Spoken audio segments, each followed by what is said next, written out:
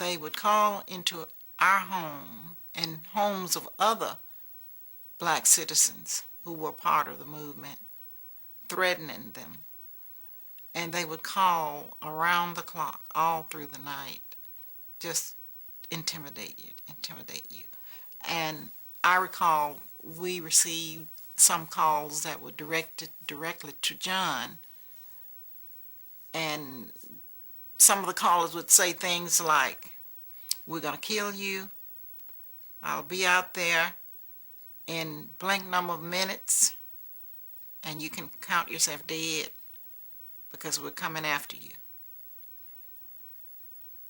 And then there were others that would call, and they would say terrible curse words and call us all kinds of names and tell us they were going to run us out of the country. Just all kinds of terrible calls.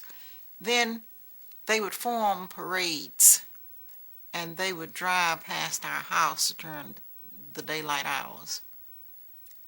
And sometime it seemed that it might have been 300 automobiles in line just creeping past our house. And when you look out, they were just driving by at a snail's crawl. And when you look out to the road, they looked so angry, just terribly angry. And this just continued to happen. And we were living in this small house, practically on the bank of the road. And we had experiences of people throwing rocks into our house.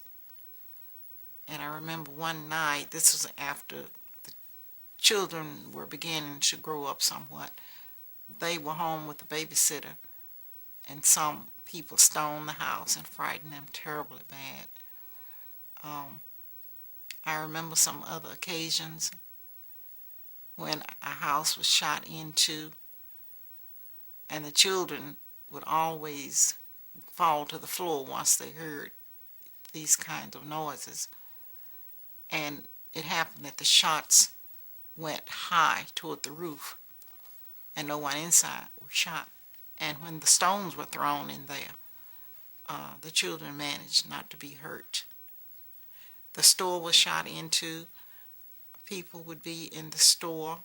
We would be there working.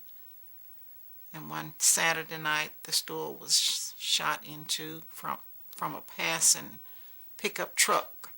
This white man stood in the bed of the truck and shot into the store. There were a lot of difficult days.